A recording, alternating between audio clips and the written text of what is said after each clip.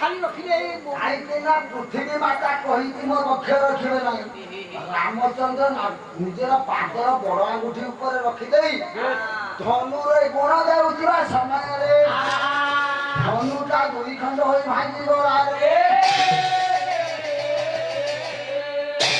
ପ୍ରକମ୍ପିତ ହେଲା।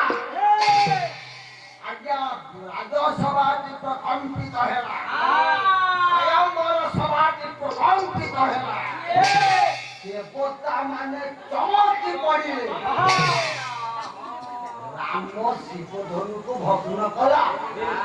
ସଙ୍ଗେ ସଙ୍ଗେ ରାମଚନ୍ଦ୍ର ଧନୁ ଭାଙ୍ଗି ଦେଇ ଛିଡ଼ା ହେଇଛନ୍ତି। ଜନକ ଋଷି କହିଲେ ମା ସୀତା ଆଲୋ ସୀତାଲ ରାମଙ୍କ ଗଳାରେ ଚରଣମାଳା ଦେଇଦେ। ରାମକୁ ଲକ୍ଷ୍ମଣ କହିଲେ ଭାଇ ଆମେ ହଉଛେ ସୂର୍ଯ୍ୟବଂଶୀ। ଆମ ଜାତକରେ ନାହିଁ ତଳକୁ ମୁହଁ କରି ଛିଡ଼ା ହବ। ତୁମେ ଉପରକୁ ବୀର ଦର୍ପରେ ଛିଡ଼ା ହୁଅ। ରାମଚନ୍ଦ୍ର ବୀର ଦର୍ପରେ ଛିଡ଼ା ହେଲା। ଛୁଟିଆ ସୀତା ସେ ବରଣମାଳା ଘେନି ରାମଚନ୍ଦ୍ରଙ୍କ ଚତୁଃପାର୍ଶ୍ୱରେ ବୁଲିଲେ। ରାମଙ୍କ ଗଳାକୁ ତାଙ୍କ ହାତ ପାଉନାହିଁ ରେ। ରାମଙ୍କ ଗଳାକୁ ତାଙ୍କ ହାତ ପାଉନାହିଁ। ଆଜ୍ଞା ରାମଙ୍କ ଗଳାକୁ ତାଙ୍କ ହାତ ପାଉନି।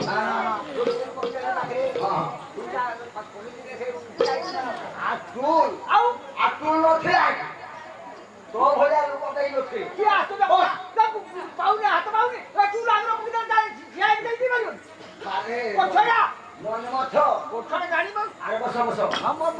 ଯେତେବେଳେ ସୀତା ଛିଡ଼ା ହେଇଛନ୍ତି ରାମ ବି ଛିଡ଼ା ହେଇଯିବ। ରାମ ଛିଡ଼ା ହେଇ ରାମ ତ ବସି ନଥିବ। ଆଜ୍ଞା ଏ କଥାକୁ ବିଶ୍ୱାମିତ୍ର ସିଂହାସନରେ ବସିକି କହିଲେ ସୀତା ଯେମିତି ଲାଜ କଲାଣି ରାମଙ୍କ ଗଳାକୁ ହାତ ପାଉନି। ବିଶ୍ୱାମିତ୍ର ଯାଇ ଦୁହିଁଙ୍କ ମଝିରେ ଛିଡ଼ା ହେଇଗଲେ। ଆଜ୍ଞା ବିଶ୍ୱାମିତ୍ରଙ୍କୁ ଦେଖି ରାମଚନ୍ଦ୍ର ଯେତେବେଳେ ମୁଣ୍ଡ ତଳକୁ କଲେ ସେଇ ଅବସ୍ଥାରେ ସୀତା ରାମଙ୍କ ଗଳାରେ ବରଣମାଳା ପିନ୍ଧେଇ ଦେଲେ।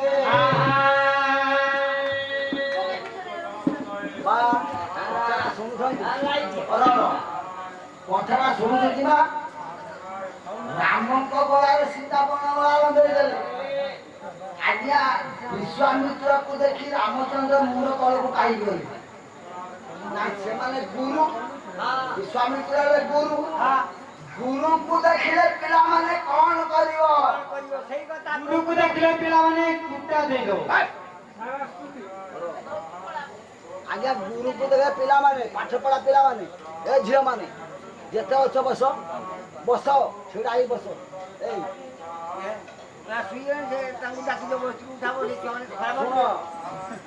ପିଲାମାନେ ମନେ ରଖ କାଲି ସ୍କୁଲରେ ମାଷ୍ଟର ପଚାରିବେ ଯେ ପାଲା ଦେଖିବା ପାଇଁ ତମ ଗାଁକୁ ଯାଇଥିବ।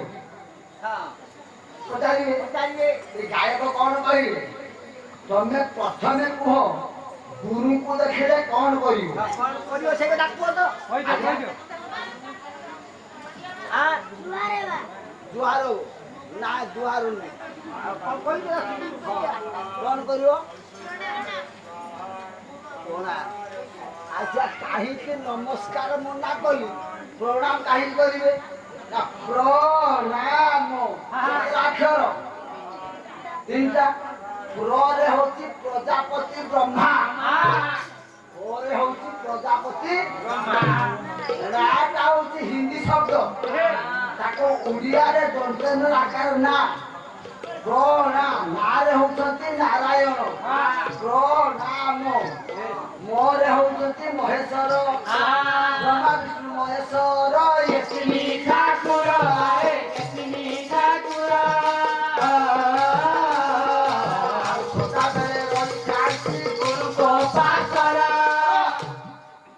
ବ୍ରହ୍ମା ବିଷ୍ଣୁ ମହେଶ୍ୱର ତ୍ରିଶକ୍ତିର ଆଧାର ହଉଛନ୍ତି ଗୁରୁ। ଗୁରୁଙ୍କ ପାଖରେ ଏ ତିନିଟା ଶକ୍ତି ଅଛି। ସେଥିପାଇଁ ଗୁରୁଦେବଙ୍କୁ ଯେତେବେଳେ ପ୍ରଣାମ କରିବ ହଁ ମୁହଁରେ କଳା ମୁହଁରେ କହିବ ଗୁରୁଦେବ ପ୍ରଣାମ। ଆଚ୍ଛା ପିଲାମାନେ ଆଜ୍ଞା ବାପା ମାଆକୁ କଣ କରିବ? ଟାଇ ଟାଇ ବାଇ ବାଇ ଟାଇ ଟାଇ ବାଇ କଣ କରିବ? ଟାଟାଇ ବାଇ ବାଇ। ଟାଇ ଟାଇ ତୋ ମା ତ ସେଟା ଶିଖିଛି। ହଁ ମୋ ମା ଶିଖି ଏଇ ମା ପିଲାକୁ ତୁ ଶିଖିନି। ମା ମାନେ ଶିଖାଇନ ପିଲାମାନଙ୍କୁ ମିଛ। ପିଲାମାନଙ୍କୁ ମିଛ ସଜାଇଛନ୍ତି। ହଁ ହଁ ସଜାଇଛି ମିଛୁଆ। ମୁଁ ପ୍ରମାଣ ଦେବି। ଏଇ ପେଣ୍ଡେଲରେ ପ୍ରମାଣ ଦେବି। ମା ନିଜ ଛୁଆକୁ କିପରି ମିଛୁଆ ସଜେଇଲେ ଶୁଣ।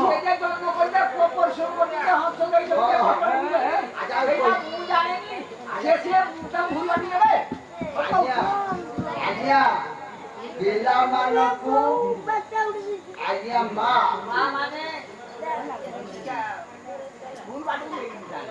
ନେଇଛନ୍ତି। ଆଜ୍ଞା କେମିତିକା? ପିଲା ଯେତେବେଳେ ଛୋଟ ଥିଲା କାନ୍ଦିଲା ରାଗରେ କାନ୍ଦିଲା କାନ୍ଦିଲାରୁ ମା କୂଳକୁ ନେଲା। କୂଳକୁ ନେଇକି ଦେଖେଇଲା କଣ? ଜନମାନଙ୍କୁ ଦେଖେଇଲା। ଏ ବିଶ୍ୱରେ ଯେତେ ନାରୀ ଅଛନ୍ତି ଗୋଟେ ମାତ୍ର ଗୀତ ଗାଆନ୍ତି ସମସ୍ତେ।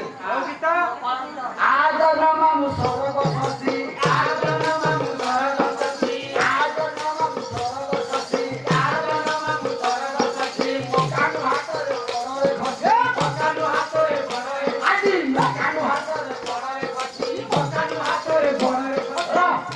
ମା ତମ ଜନ୍ମ ଚାଲିଗଲା ଜନ୍ମାନୁ ଛୁଆ ହାତରେ ଖସି ପଡ଼ିছে। ଯାହା ମିଛ ଖାଲି ମିଛ କରିଦୁ। ସେ ଛୁଆ ରାହା ଧରି କାନ୍ଦିଲା କହିଲା ମା ଜନ୍ମାମୁ କାହିଁ ପଡୁନି?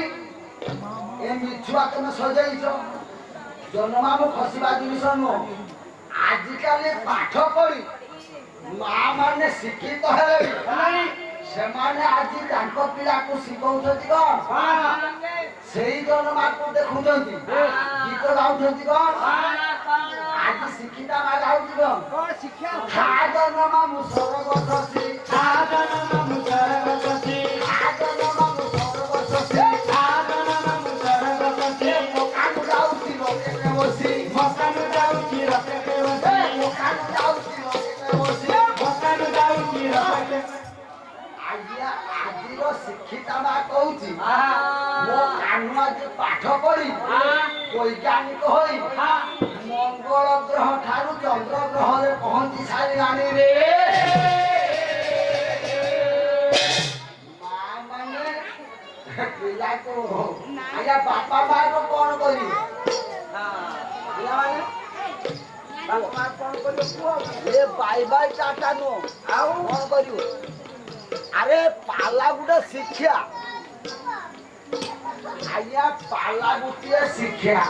ମୁଁ ପ୍ରଥମରୁ କହୁଛି ମା ମାନେ ମନ ଧ୍ୟାନ ଦେଇ ଶୁଣିଲେ ପାଲା ମିଠା। ମନ ନଦେଲେ ଖାମୁଚେ ମାଇଲେ ପାଲା ମିଠା ଲାଗିବ। ତେଣୁ ମା ମାନେ ପିଲାମାନେ କୁହ ବାପା ମାକୁ କଣ କରିବେ? ତୁମେ କହୁନ ସେ କହିଲେ ଗୁରୁକୁ ଗଲେ ପ୍ରଣାମ ବାପା ମାକୁ କଣ କରିବ? ନା ଗୁରୁଦାମକୁ କେବଳ ଗୁରୁଦେବ ପ୍ରଣାମ। ବାପା ମାକୁ କହିବ ପାଦ ତଳେ ପଡିଯାଇ କହିବ ବାପା ମା ଦଣ୍ଡବତ। କାହିଁକି ପ୍ରଣାମ ହେଲାନି ନମସ୍କାର ହେଲାନି ଜୁହାର ହେଲାନି ଦଣ୍ଡବତ କାହିଁକି ହେଲା? ନା ଦଣ୍ଡବତ ମାନେ କଣ? ନା ଦଣ୍ଡ ବଲତେ ବାଡ଼ି ଦଣ୍ଡ ବଲତେ ବୋତ ବଲତେ ଭୂମି। ପାଣି ଯେମିତି ସିଧାସଳଖ ଭୂମିରେ ପଡେ ବାପା ମାଙ୍କ ପାଦ ତଳେ ଝିଅ ପୁଅ ମାନେ ଦଣ୍ଡବତ କହି କହିବ ବାପା ମା ଦଣ୍ଡବତ। ତାହେଲେ ବାପା ମା କଣ କହିବ ବାପା ମାଙ୍କୁ? ଦଣ୍ଡବତ। ଯେତେବେଳେ ସୀତା ରାମଙ୍କ ଗଳାରେ ବରଣମାଳା ଲମ୍ବେଇ ଦେଲେ ରାମଚନ୍ଦ୍ରକୁ ତ ପ୍ରଣାମ କଲେ ପରେ ସେଇ ପ୍ରଣାମ କରୁଥିବା ସମୟରେ ସୀତା ଦେବୀ କଣ କଲେ? ରାମ ଚାହିଁଛନ୍ତି ସୀତାକୁ ଚାହିଁଛନ୍ତି। ସୀତା ଦେବୀ ରାମଙ୍କ ପାଦ ଧୂଳି ଆଣିବା ପାଇଁ ହାତ ବଢେଇଲେ। ହାତ ପାଦରେ ଦେଲେ ନାହିଁ, ହାତଟା ଘୁଞ୍ଚେଇଲେ। କାହିଁ ଘୁଞ୍ଚେଇଲେ? ସୀତା କାହିଁକି ରାମଙ୍କ ପାଦକୁ ଛୁଇଁଲେ ନାହିଁ?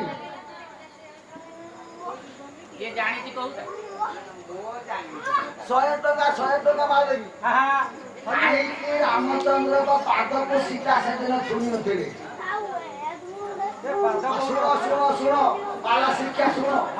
ସେ ପାଦକୁ ବସିବାର କାରଣ ହଉଛି ତାଙ୍କ ଶିକାରିଟା ଯାଇକି ତା ପାଦ ବଣ ଜଙ୍ଗଲ ପାହାଡ ସବୁ ଶିକାରି କାଦୁ ଭାଦୁ ଲାଗିଯିବ, ପୁଅ ପୁଅ ଲାଗିଯିବ। ଆରେ କାଦୁଅ ଲାଗିନି, ପୁଅ ସଫା ଅଛି। ସଫା ଅଛି। ହଁ, ଦେଖିଲେ ସୀତା ତଥାପି ବି ରାମଙ୍କ ପାଦକୁ ଛୁଇଁଲେ ନାହିଁ। ଲେଖିଲେ ତୁଳସୀଦାସ। କଣ ଲେଖିଲେ? ଆଜ୍ଞା, ସୀତା ଯେତେବେଳେ ପ୍ରଣାମ କରିଛନ୍ତି ରାମକୁ, ମନେ ମନେ ଭାବୁଛନ୍ତି ଯେ ପାଦ ଲାଗି ପାଷାଣ କହୁ ନାରୀ ପାଲଟି ଗଲା। ପାଦର କଙ୍କଣ ଲାଗିଲେ ପାଦରେ, ନାରୀ ହୋଇ ଚିର ଭରାରେ ଭରା, ନାରୀ ହୋଇ ଚିର ଭରା। ପୁଣି ଭାବୁଛନ୍ତି ମାନେ ଭାବୁଛନ୍ତି ଏ ଯୋଉ ପାଦକୁ ଛୁଇଁ ଆଜ୍ଞା ପଥର ଗୋଟେ ନାଲି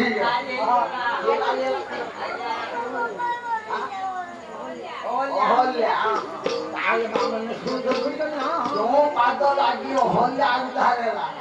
ଯଦି ମୁଁ ସେ ପାଦକୁ ଛୁଇଁବି, ହାତରେ ମୁଦ୍ରିକା ଯେ ପଥର ଅଛି, ହାତର କଙ୍କଣ ଅଛି, ସେମାନେ ଯଦି ଗୋଟିଏ ଗୋଟିଏ ନାରୀ ହୋଇଯିବେ।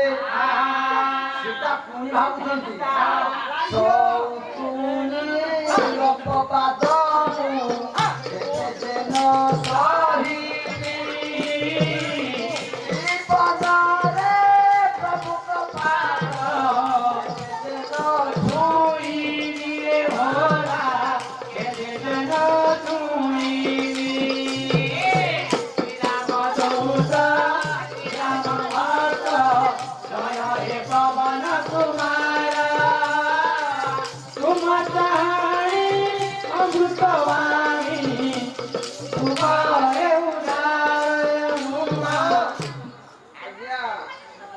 ସୀତା ଦେବୀ ମନେ ମନେ ଭାବୁଛନ୍ତି ଯଦି ଏ ପାଦଟା ଲାଗିଯିବ ପଥରରେ, ଏତେ ଗୁଡାକ ସୌତୁଣୀ ମୋ ଜନ୍ମ ହେବେ, ମୁଁ ସୌତୁଣୀ ଅପବାଦ ସହିପାରିବି ନାହିଁ। ଆଜ୍ଞା, ସେଇଦିନ ରାମଙ୍କ ସହିତ ସୀତାର ସ୍ୱୟଂବର ହେଲା। ଲକ୍ଷ୍ମଣ ସହିତ ଉର୍ମିଳା କରାଇଥିଲା। ଜନକ ଋଷିଙ୍କର ଜନ୍ମ କଲା କନ୍ୟା, ଆଉ ସୀତା ହେଲେ ପାଇତା କନ୍ୟା। ସେଇଦିନ ମଧ୍ୟ ଭରତ ଶତ୍ରୁଘ୍ନ ଅଯୋଧ୍ୟାରୁ ଖବର ପାଇ ଆସିଲେ। ଜନକ ଋଷିଙ୍କର ସାନ ଭାଇ ସନକ, ତାଙ୍କର 2 ଜଣ ଝିଅ ଥିଲେ, ମାଣ୍ଡବୀ, ଜଣେ ହଉଛି ଶ୍ରୁତି କୀର୍ତ୍ତି। ଏ 4 ଜଣଙ୍କର ବିବାହ ଗୋଟିଏ ଦିନରେ ହୋଇଥିଲା ରେ।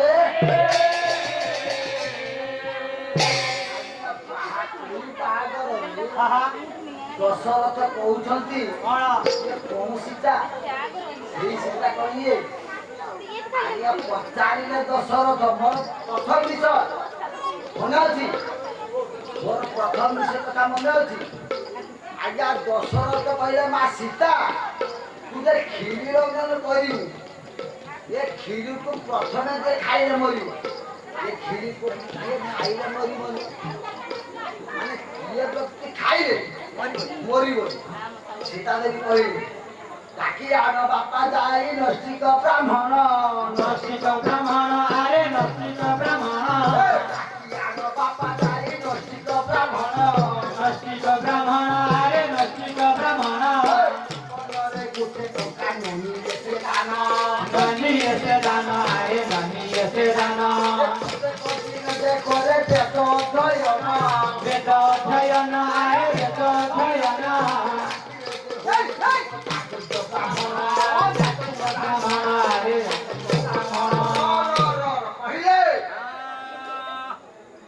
ଜୀବନରେ ଯିଏ 1 ଟଙ୍କା ଦାନ ନେଇଥିବ ଜାତିରେ ବ୍ରାହ୍ମଣ ହେଇଥିବ।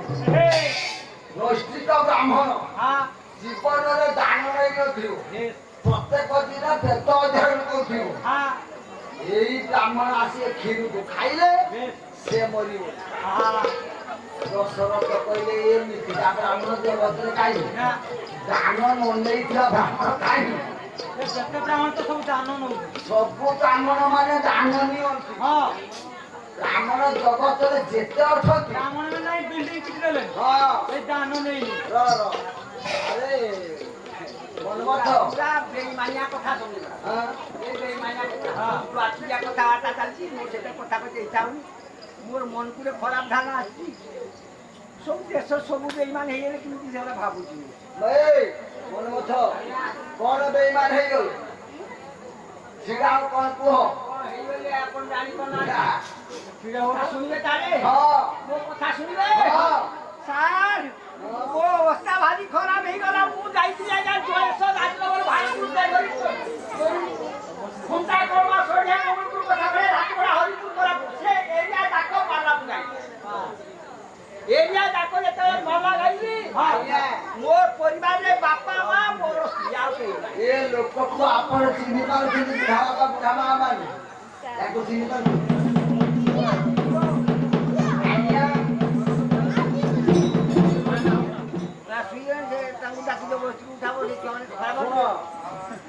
ପିଲାମାନେ ମନେ ରଖ କାଲି ସ୍କୁଲରେ ମାଷ୍ଟର ପଚାରିବେ ପାଲା ଦେଖିବା ପାଇଁ ତମ ଗାଁକୁ ଯାଇଥିବ ପଚାରିବେ ଏ ଗାୟକ କଣ କହିବେ ତମେ ପ୍ରଥମେ କୁହ ଗୁରୁଙ୍କୁ ଦେଖିଲେ କଣ କରିବ ସେ କଥା କୁହ ତ ଜୁହାର ନା ଜୁହାର ନୁହେଁ କଣ କରିବ ଆଚ୍ଛା କାହିଁକି ନମସ୍କାର ମନା କଲି ପ୍ରଣାମ କାହିଁକି କରିବେ ନା ପ୍ରଣାମ ଅକ୍ଷର ତିନିଟା ପ୍ରରେ ହଉଛି ପ୍ରଜାପତି ବ୍ରହ୍ମା ପରେ ହଉଛି ପ୍ରଜାପତି ରାଟା ହଉଛି ହିନ୍ଦୀ ଶବ୍ଦ ତାକୁ ଓଡ଼ିଆରେ ଦନ୍ତନ ଆକାର ନା ପ୍ରଣାମ ନାରେ ହଉଛନ୍ତି ନାରାୟଣ ପ୍ରଣାମ ମୋରେ ହଉଛନ୍ତି ମହେଶ୍ୱର ବ୍ରହ୍ମା ବିଷ୍ଣୁ ମହେଶ୍ୱର ଠାକୁର ସଦାବେଳେ ରହିଥାନ୍ତି ଗୁରୁଙ୍କ ପାଖରେ ବ୍ରହ୍ମା ବିଷ୍ଣୁ ମହେଶ୍ୱର ତ୍ରିଶକ୍ତିର ଆଧାର ହେଉଛନ୍ତି ଗୁରୁ ଗୁରୁଙ୍କ ପାଖରେ ଏ ତିନିଟା ଶକ୍ତି ଅଛି ସେଥିପାଇଁ ଗୁରୁଦେବଙ୍କୁ ଯେତେବେଳେ ପ୍ରଣାମ କରିବ ମୁହଁରେ କହିବ ଗୁରୁଦେବ ପ୍ରଣାମ ଆଚ୍ଛା ପିଲାମାନେ ବାପା ମାକୁ କଣ କରିବ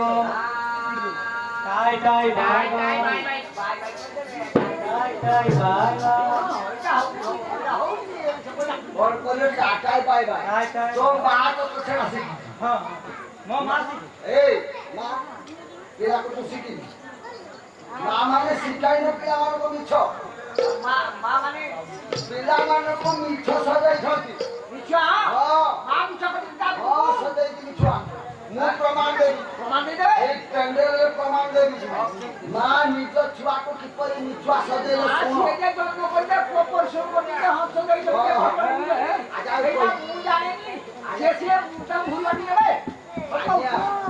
ଆଜ୍ଞା ପିଲାମାନଙ୍କୁ ଆଜ୍ଞା ମା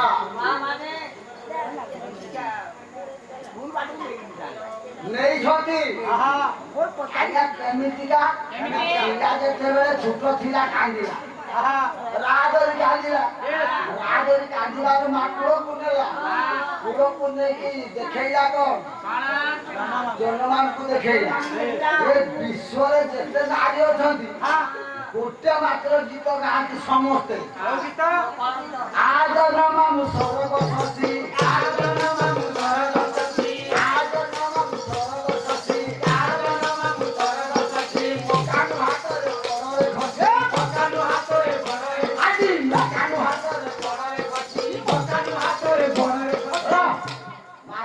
ଜନ୍ମ ଚାଲି ଖସିଗଲା ଜନମାମୁ ଛୁଆ ହାତରେ ଖସି ପଡ଼ିଛ ଯାହା ମିଛ ଖାଲି ମିଛ କହିଲୁ ସେ ଛୁଆ ରାହା ଧରି କାନ୍ଦିଲା କହିଲା ମା ଜନମାମୁ କାହିଁ ପଡୁନି ଏ ମିଛୁଆ ତମେ ସଜେଇଛ ଜନମାମୁ ଖସିବା ଜିନିଷ ନୁହଁ ଆଜିକାଲି ପାଠ ପଢି ମା ମାନେ ଶିକ୍ଷିତ ହେଲେଣି ସେମାନେ ଆଜି ତାଙ୍କ ପିଲାକୁ ଶିଖଉଛନ୍ତି କଣ ସେଇ ଜନମାକୁ ଦେଖୁଛନ୍ତି ଗୀତ ଗାଉଛନ୍ତି କଣ ଆଜି ଶିକ୍ଷିତା ମା ଗାଉଛି କଣ ଖା ଜନମାମୁ ସରଗ ଶଶୀ ଖା ଜନମାମୁ ସରଗ ଶଶୀ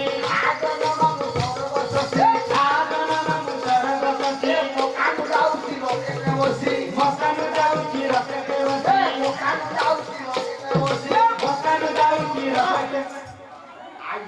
ଆଜିର ଶିକ୍ଷିତା ମା କହୁଛି ମୋ କାହ୍ନୁ ଆଜି ପାଠ ପଢି ବୈଜ୍ଞାନିକ ହୋଇ ମଙ୍ଗଳ ଗ୍ରହ ଠାରୁ ଚନ୍ଦ୍ର ଗ୍ରହରେ ପହଞ୍ଚି ସାରିଲାଣି ରେ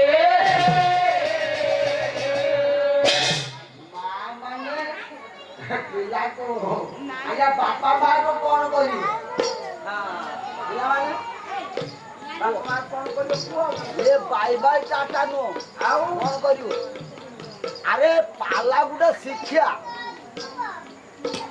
ଆଜ୍ଞା ପାଲା ଗୋଟିଏ ଶିକ୍ଷା ମୁଁ ପ୍ରଥମରୁ କହୁଛି ମା ମାନେ ମନ ଧ୍ୟାନ ଦେଇ ଶୁଣିଲେ ପାଲା ମିଠା ମନ ନଦେଲେ ଖାମୁଚେ ମାଇଲେ ପାଲା ମିଠା ତେଣୁ ମା ମାନେ ପିଲାମାନେ କୁହ ବାପା ମାକୁ କଣ କରିବେ ତୁମେ କହୁନ ସେ ତ ଗୁରୁକୁ ଗଲେ ପଢାବୁ ବାପା ମାକୁ କଣ କରିବୁ ନା ଗୁରୁଦାମକୁ କେବଳ ଗୁରୁଦେବ ପ୍ରଣାମ ବାପା ମାକୁ କହିବ ପାଦ ତଳେ ପଡିଯାଇ କହିବ ବାପା ମା ଦଣ୍ଡବତ କାହିଁକି ପ୍ରଣାମ ହେଲାନି ନମସ୍କାର ହେଲାନି ଜୁହାର ହେଲାନି ଦଣ୍ଡବତ କାହିଁକି ହେଲା ନା ଦଣ୍ଡବତ ମାନେ କଣ ନା ଦଣ୍ଡ ବଲତେ ବାଡ଼ି ଦଣ୍ଡ ବଲତେ ବୋତ ବଲତେ ଭୂମି ପାଣି ଯେମିତି ସିଧାସଳଖ ଭୂମିରେ ପଡେ ବାପା ମାଙ୍କ ପାଦ ତଳେ ଝିଅ ପୁଅ ମାନେ ଦଣ୍ଡବତ କହି କହିବ ବାପା ମା ଦଣ୍ଡବତ ବାପା ମା କଣ କହିବ ବାପା ମାଙ୍କୁ ଦଣ୍ଡବତ ଯେତେବେଳେ ସୀତା ରାମଙ୍କ ଗଳାରେ ବରଣମାଳା ଲଣ୍ଡେଇ ଦେଲେ ରାମଚନ୍ଦ୍ରକୁ ତ ପ୍ରଣାମ କଲେ ପରେ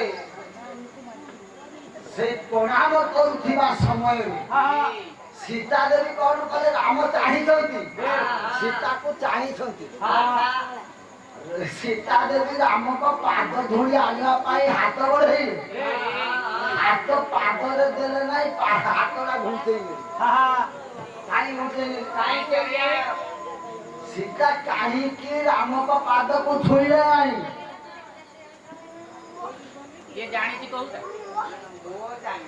ଶହେ ଟଙ୍କା ମାରିଦେବି କାହିଁକି ରାମଚନ୍ଦ୍ରଙ୍କ ପାଦକୁ ସୀତା ସେଦିନ ଛୁଇଁ ନଥିଲେ ଶୁଣ ପାଲା ଶିକ୍ଷା ଶୁଣ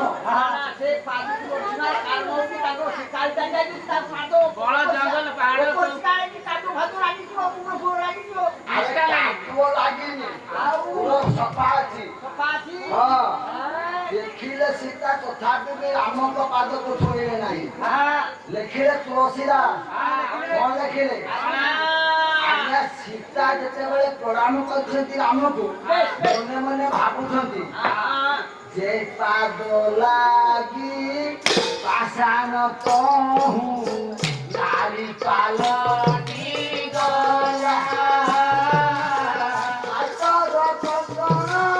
ଲାଗିଲେ ପାଦରେ ନାରୀ ହୋଇ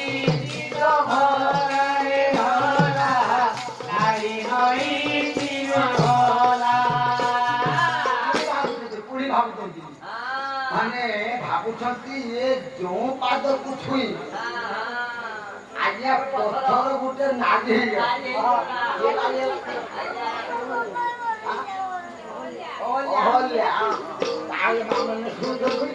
ଯୋଉ ପାଦ ଲାଗି ଅହଲ୍ୟା ଆଉଧାର ହେଲା ଯଦି ମୁଁ ସେ ପାଦକୁ ଛୁଇଁବି ହାତରେ ମୁଦ୍ରିକା ଯେ ପଥର ଅଛି, ହାତର କଙ୍କଣ ଅଛି, ସେମାନେ ଯଦି ଗୋଟିଏ ଗୋଟିଏ ନାରୀ ହୋଇଯିବେ ସେଟା ପୁଣି ଭାବୁଛନ୍ତି ସୌତୁଣୀ ଲୋପପାଦ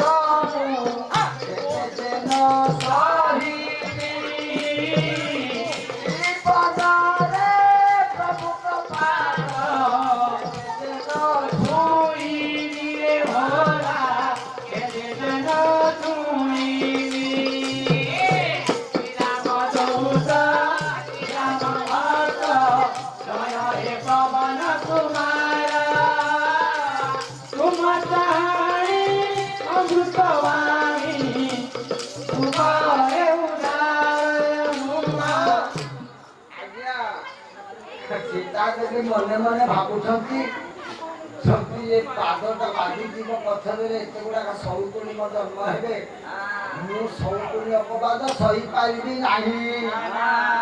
ଆଜ୍ଞା ସେଇଦିନ ରାମଙ୍କ ସହିତ ସୀତାର ସ୍ୱୟଂବର ହେଲା, ଲକ୍ଷ୍ମଣ ସହିତ ଉର୍ମିଳା କରାଇଥିଲା, ଜନକ ଋଷିଙ୍କର ଜନ୍ମ କଲା କନ୍ୟା, ଆଉ ସୀତା ହେଲେ ପାଳିତା କନ୍ୟା।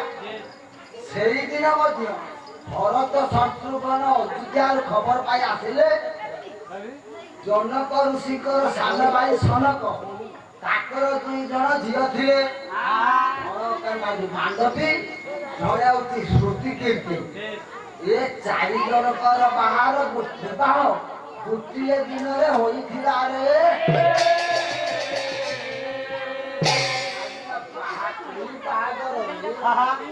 ଦଶରଥ କହୁଛନ୍ତି କୋଉ ସୀତା?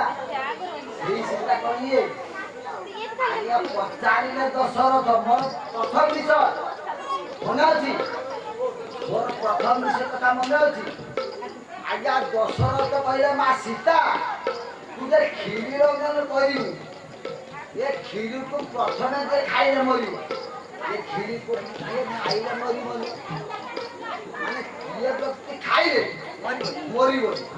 ସୀତା ଦେବୀ କହିଲେ ଡାକି ଆଣ ବାପା ଯାଇ ନୈଷ୍ଠିକ ବ୍ରାହ୍ମଣ, ନୈଷ୍ଠିକ ବ୍ରାହ୍ମଣ, ଆରେ ନୈଷ୍ଠିକ ବ୍ରାହ୍ମଣ, ଡାକି ଆଣ ବାପା ଯାଇ ନୈଷ୍ଠିକ ବ୍ରାହ୍ମଣ, ନୈଷ୍ଠିକ ବ୍ରାହ୍ମଣ, ଆରେ ନୈଷ୍ଠିକ ବ୍ରାହ୍ମଣ, ଜୀବନରେ ଗୋଟେ ଟଙ୍କା ନୁହେଁ ସେ ଦାନ, ଧନୀ ଏତେ ଦାନ, ଆରେ ଧନୀ ଏତେ ଦାନ, করে বেদ অধ্যয়ন, বেদ অধ্যয়ন, আরে বেদ অধ্যয়ন, ব্রাহ্মণ, আরে କହିଲେ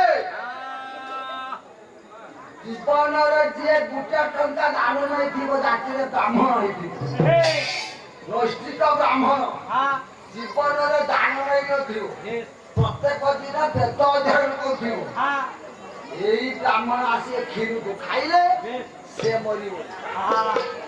ଦଶରଥ କହିଲେ ଏମିତିକା ବ୍ରାହ୍ମଣ ଜଗତରେ କାହିଁ, ଦାନ ନ ନେଇଥିବା ବ୍ରାହ୍ମଣ କାହିଁ? ଯେତେ ବ୍ରାହ୍ମଣ ତ ସବୁ ଦାନ ନଉଛି। ସବୁ ବ୍ରାହ୍ମଣ ମାନେ ଦାନ ନିଅନ୍ତି। ବ୍ରାହ୍ମଣ ଜଗତରେ ଯେତେ ଅଛନ୍ତି, ବ୍ରାହ୍ମଣ ନାଇଁ ବିଲ୍ଡିଂ ଚିକିଦେଲେ ଏ ଦାନ ନେଇନି।